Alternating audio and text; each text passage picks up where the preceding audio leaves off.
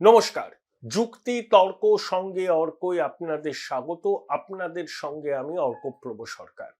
2019 সালে লোকসভা নির্বাচনে অপ্রত্যাশিত ফল করে বিজেপি ভেবেছিল যে বঙ্গ জয় তাদের সময়ের অপেক্ষা। তারা স্লোগান দিয়েছিল 19-এ হাফ 21-এ সাফ। খোকাবাবু বিপদটা বুঝতে পেরেছিলেন, তাই তিনি ভোট কুশলী প্রশান্ত কিশোর এবং তার সংস্থা আইপ্যাককে রোপ ইন করেন। ততদিনে প্রশান্ত কিশোর বিহারে নীতিশ কুমারের জয়ের মুখ্য কারিগর। নীতিশজি তাকে ক্যাবিনেট পদমর্যাদার মন্ত্রী করেছেন। এর আগে প্রশান্ত কিশোর নরেন্দ্র মোদীর টিমে ছিলেন 2014 লোকসভা নির্বাচনের প্রচারে। তা প্রশান্ত কিশোর এসেই এই লক্ষ্মীর ভান্ডার প্রকল্পটির ব্যাপারে দিদিমণিকে মন্ত্রণা দেন এবং দিদিমণি সাথে এগ্রি করেন। অর্থাৎ ডাইরেক্ট ক্যাশ ট্রান্সফার হলে একটা অটোমেটিক্যালি বেনিফিশিয়ারি শ্রেণী তৈরি হয়। দেখুন, পরিকাঠামো, কর্মসংস্থান, ঠিক আছে, এগুলোর জন্য কারুর তো কোনো অসুবিধা নেই। সবাই চায় যে ঘরের বেকার ছেলেমেয়েরা চাকরি করবে, এখানে থাকবে, অন্তত ঘরের দুটো ভাত খেয়ে যাবে, পরিযায়ী শ্রমিক হয়ে যেতে হবে না বাইরে। সবাই চায়। এগুলো হবে। আর লক্ষ্মীর ভান্ডারের সুফল বাংলার মাতৃশক্তি পাচ্ছে, ব্যাংকে অ্যাকাউন্টে টাকাটা ঢুকছে। ধরুন একটা মোবাইলে রিচার্জ করালেন, বা একদিন ছেলে মেয়ে বা নাতি নাতনিদের একটু ভালো করে মিষ্টি খাওয়ালেন। এর তাৎপর্য সুগভীর।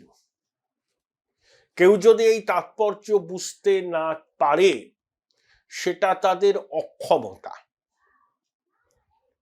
লক্ষ্মীর ভান্ডার 2021-এর বিধানসভা নির্বাচনে তৃণমূলকে জিতিয়েছিল, কার্যত গেম চেঞ্জার। 2024-এর লোকসভা নির্বাচনে 21-এ তৃণমূল এবং বিজেপির যে ভোটের ফারাক ছিল সেটা অনেক কমে যায়, 40 লক্ষে এসে দাঁড়ায়। কিন্তু তাতেও একটা লক্ষ্মীর ভান্ডারের প্রভাব ছিল।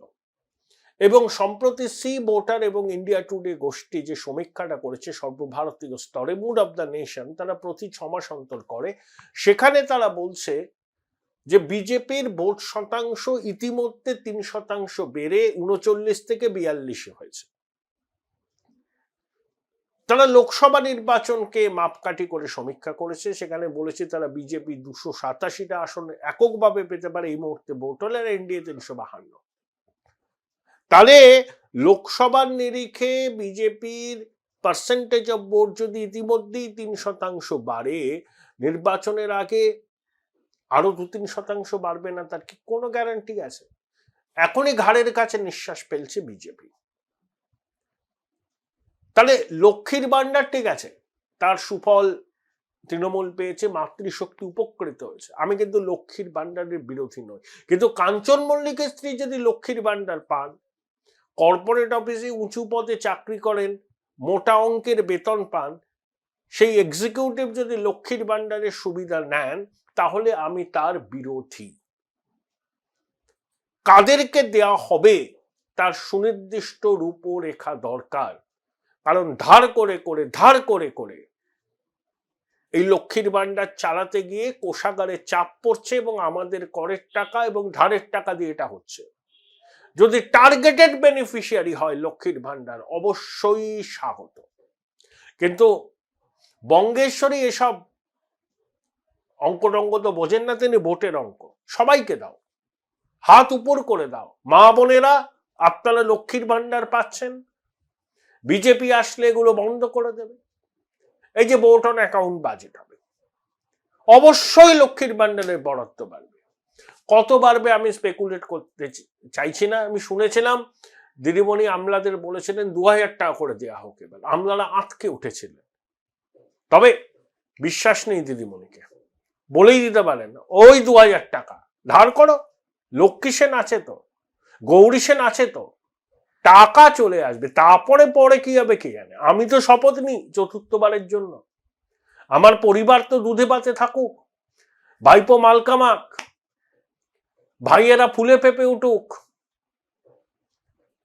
বাকি সব উচ্ছন্নে যাক, আমার সাঙ্গ পাঙ্গ অনুচর বৃন্দ তারাও ফুলে পেঁপে উঠুক, এটা তো তিনি চান। ও রাজ্যের কি হবে, তরুণ প্রজন্মের কি হবে, নতুন সরকার আসলে তার ঘাড়ে কতটা ঋণের বোঝা চাপবে, থোড়াই এসব ভাবেন দিদিমণি। তিনি শুধু নিজেরটুকু, যাকে যখন কাজে লাগান তখন তাকে মাথায় তুলে নাচেন, আর যেই তার উপকারিতা ফুরিয়ে যায় ছুঁড়ে ফেলে দেন। তৃণমূলের লোকজন এটা জানে। তবে লক্ষ্মীর ভান্ডারের এফেক্ট অনেকটা ডিসকাউন্টে রয়ে গেছে। দেশে রাজ্যের মানুষ বুঝছে ভাই যেই সরকারে আসুক না কেন এই প্রকল্প বন্ধ হবে না। এই যে লাগাতার প্রচার করছে না তৃণমূল, বিজেপি আসলে লক্ষ্মীর ভান্ডার বন্ধ করে দেবে, অমিত শাহ স্পষ্ট বলে গেছেন কোনো প্রকল্প বন্ধ হবে না, বরঞ্চ প্রকল্পের বরাদ্দ বাড়বে। আমি বিজেপি নেতাদের বলবো, মহারাষ্ট্র ধরুন, মধ্যপ্রদেশ বলুন, হরিয়ানা বলুন, দিল্লিতে বলুন, তারা কি কি জনমুখী প্রকল্প চালু করেছে। শুধু মাতৃশক্তির জন্য নয়, আনএমপ্লয়েড ইউথ, স্কুল কলেজ পড়ুয়াদের জন্য, বৃত্তিমূলক শিক্ষায় যারা জড়িত তাদের সঙ্গে। তাহলে এই স্ট্যাটিস্টিক্স যদি তারা রাজ্যের মানুষের কাছে তুলে ধরেন যে বিজেপি শাসিত রাজ্যেও এই ধরনের প্রকল্প আরো আছে, এবং তাতে কি বলবো মানে আর্থিক সহায়তার পরিমাণ পশ্চিমবঙ্গের থেকে অনেক বেশি,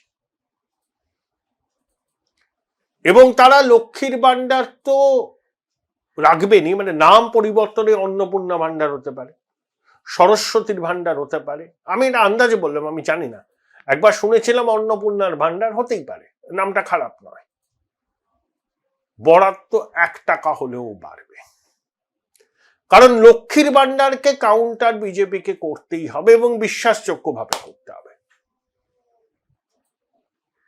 এবং তৃণমূলের এই প্রচারকে ভোঁতা করতে হলে অবিলম্বে কম্প্রিহেন্সিভ স্ট্র্যাটেজি নিয়ে মানুষের কাছে পৌঁছতে হবে, যে তারা কি কি করবেন। শুধু লক্ষ্মীর ভান্ডার নয়, শিক্ষায়, স্বাস্থ্য, পরিকাঠামোয় সুনির্দিষ্ট রোডম্যাপ 10 বছরের জন্য, কত বিনিয়োগ তারা আনবেন এবং কত প্রত্যক্ষ পরোক্ষ কর্মসংস্থান হবে। তাপস রায় 1.25 বছর হয়েছে তৃণমূল ছেড়ে বিজেপিতে এসছেন, তাকে বিজেপি সম্মান দিয়েছে, সহসভাপতি করেছে, এবং সংকল্পপত্র যে কমিটি তারা তৈরি করেছেন তার চেয়ারম্যান তাপস রায়। সেখানে স্বপন দাশগুপ্ত, অনির্বাণ গাঙ্গুলি, মনোজ টিগ্গা, আমাদের দেবজিৎ সরকার সহ অনেকে আছেন, ডক্টর লাহিড়ী আছেন। কথা বলেছিলাম তাপস বাবুর সাথে যে লক্ষ্মীর ভান্ডারের প্রভাবকে রুখতে, কাউন্টার করতে কি কি পদক্ষেপ আপনারা নিতে চলেছেন, কি ভাবছেন সংকল্পপত্রকে নিয়ে। শুনে নিন কি বললেন তাপস বাবু। তাপসদা, আপনি সংকল্পপত্র তৈরির যে কমিটি তার চেয়ারম্যান বা সভাপতি হয়েছেন, আরো অনেকে আছেন। আমার প্রশ্ন, যে লক্ষ্মীর ভান্ডার গেম চেঞ্জার হয়েছে 2021-এর নির্বাচনে, আর এফেক্টটাকে কাউন্টার করার জন্য আপনারা কি করছেন? প্রথম কথা হলো যে আমি দলের কাছে কৃতজ্ঞ, এরকম একটা দায়িত্ব আমাদের দিয়েছে বলে, কিন্তু আমরা সবাই রাজা, আমাদেরই রাজা রাজত্বে, আমরা যারা রয়েছে আমরা সকলেই চেয়ারম্যান। তো এটা হচ্ছে আমার অ্যাটিচিউড, আমার মনোভাব। দ্বিতীয় কথা হচ্ছে যে আমরা মানুষের কাছে এবং সমস্ত ওয়ার্কস অফ লাইফের মানুষের কাছ থেকে আমরা ফিডব্যাক নেবো, তারা কি চাইছে, তারা কি চাইছে। ছাত্র, যুব, মহিলা, ইন্ডাস্ট্রিয়ালিস্ট, কৃষক, শ্রমিক, হ্যাঁ, এরকম মানে যত আছে তাদের কাছ থেকে চাইবো, এবং সেটা ইনকর্পোরেটেড হবে। তারপরে তো দলের গাইডলাইন থাকবে, এরকম আমরা একটা তৈরি করে দলের হাতে দেবো, তারপরে দল সেটাকে পরিবর্ধন, পরিমার্জন, হ্যাঁ, এ সমস্ত করে তারা সেটাকে ঠিক করবে, করে তখন সেটাকে পাবলিশ করবে, মানুষের হাতে তুলে দেবে। সার্বিক ব্যাপার। লক্ষ্মীর ভান্ডার গেম চেঞ্জার হয়েছিল আগের 2-3টে নির্বাচনে, সেটাকে কাউন্টার, সেটাকে কিন্তু বলা হয় পুরোপুরিটা ঠিক নয়। মা লক্ষ্মীরাও বুঝতে পেরেছে, যে মা লক্ষ্মীরাও বুঝতে পেরেছে যে তাদের মর্যাদা বা সম্মানটুকু মায়েদের তো সবচেয়ে বড় তোমার অলংকার তো তাদের ইজ্জত সম্ভ্রম, তো সেটা এরা বুঝতে পেরেছে। প্লাস মায়েদের সবচেয়ে বড় ব্যাপার হচ্ছে মা বোনেদের তাদের স্বামী, তো তারা সমস্ত ঘরে বসে রয়েছে, নয় পরিযায়ী শ্রমিক। হ্যাঁ, তারপরে তাদের ছেলে মেয়েরা, এখন এই সেই ছেলে মেয়েদেরকে যদি তারাই সমস্ত বিভিন্ন স্কুলে যদি পাঠায়, তাহলে কোন মাস্টারমশাইরা, কোন শিক্ষকরা যারা নিজেরা কিছু জানে না তাদের কাছে পড়াশোনা করছে, সুতরাং তাদের ভবিষ্যৎটা অন্ধকার। তারপরে শিল্প নেই, চাকরি নেই, বাকরি নেই, তারপরে চাকরি বিক্রি। তো সুতরাং এইগুলো কিন্তু ডাইলিউটেড হয়ে যাবে এসব লক্ষ্মীর ভান্ডার ফান্ডারের ব্যাপারে। আর সামগ্রিক পশ্চিমবাংলার যে চিত্র, পশ্চিমবাংলার যে চিত্র, তাতে শুধুমাত্র ওই সমস্ত ওই লক্ষ্মীর ভান্ডারের ইয়ে দেখিয়ে ওটা আর হবে না। অন্তর্বর্তী বাজেট বা ভোট অন অ্যাকাউন্ট বাজেটে লক্ষ্মীর ভান্ডারের বরাদ্দ বাড়বে এবং তৃণমূল বারবার করে বলছে যে তোমরা যদি ক্ষমতায় আসো তোমরা লক্ষ্মীর ভান্ডার বন্ধ করে দেবে। এটার একটা নেগেটিভ, এটা একেবারে অসত্য, মিথ্যা কথা। আর বেশিরভাগ ক্ষেত্রেই মমতা ব্যানার্জি বা তৃণমূলীরা মিথ্যাচারটাকে শিল্পের পর্যায়ে নিয়ে গেছে। আমরা বলছি যে কোনো কিছুই, এটা তো কেউ কারুর পৈতৃক সম্পত্তি থেকে দিচ্ছে না, কারুর নিজের ব্যাংক অ্যাকাউন্ট থেকে দিচ্ছে না, জনগণের টাকাই জনগণের মধ্যে বিতরণ হচ্ছে। সুতরাং যতগুলো প্রজেক্ট আছে সে সকল প্রজেক্ট তো থাকবেই, আরো জনস্বার্থে জনকল্যাণমুখী প্রজেক্ট আরো অ্যানাউন্স করা হবে আমরা যদি ক্ষমতায় আসি, এবং অর্থের অঙ্ক বাড়ানো হবে। তার মানে এই আপনার কথা থেকে স্পষ্ট, লক্ষ্মীর ভান্ডার, সে নাম অন্নপূর্ণা ভান্ডার হতে পারে, whatever maybe, that project নোমেনক্লেচারটা বড় কথা নয়, বড় কথাটা হচ্ছে যে মানুষের কল্যাণে আমরা কি করছি বা করতে পারছি। নামকরণ অনেক কিছুই হতে পারে, but that project will exist if you come into the power, right? তাই তো? নিশ্চয়ই। আমাদের যদি ক্ষমতায় আনে, বাংলার এই যে প্রিভেইলিং যে চিত্র, যে সিনারিও, এটা একেবারে মানুষকে কথা দিচ্ছি আমরা বদলে দেব। এই জিনিস থাকবে না, এই জিনিস থাকবে না, এই জিনিস থাকতে দেবেও না। আপনাদের সংকল্পপত্র প্রকাশ কবে হবে? সেটা হবে এই ফেব্রুয়ারিতেই হবে। আসলে তৃণমূলের চুরি, ডাকাতি, সন্ত্রাস এইসব নিয়ে আপনারা ধারাবাহিক প্রচার করেছেন, একটা মানুষের মনে হয়তো ছাপও পড়েছে, কিন্তু আপনারা ক্ষমতায় আসলে কি? সেটার জন্যই তো সংকল্পপত্রটা, সেই জন্যই যে আমরা কি করব, আমরা এলে কি করব, এবং সেটা আমরা সমাজের বিভিন্ন অংশ থেকে আমরা ফিডব্যাক নিয়েই সেটা করছি বা করব। অর্থাৎ শিক্ষা, স্বাস্থ্য, পরিকাঠামো, কর্মসংস্থান সেক্টর ওয়াইজ হবে তো? হ্যাঁ, একেবারেই। অনেক ধন্যবাদ তাপস, অনেক ধন্যবাদ। Thank you, thank you. Join Indian Institute of Hotel Management now. Right choice, right decision.